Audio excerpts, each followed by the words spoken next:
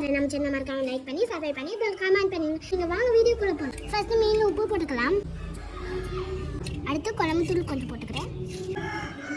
அடுத்து மிளகாய் தூள் கொஞ்சம் போட்டுக்கிறேன். அடுத்து மீன் மசாலா போட்டுக்கிறேன். இப்போ மசாலா எல்லாம் போட்டுட்டு இப்போ பெரட்டுறேன். மசாலா பெரட்டிட்டேன். அடுத்து எண்ணெய் ஊற்றிக்கிறேன். எண்ணெய் சூடாச்சு, மீன் போட்டுக்கலாம்.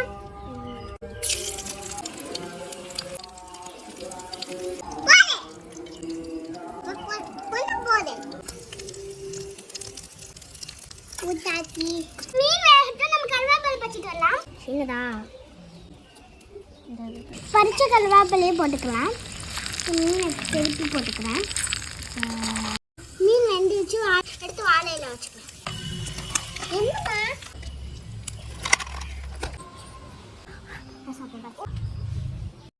ஹாய் கம்மி சூப்பர்.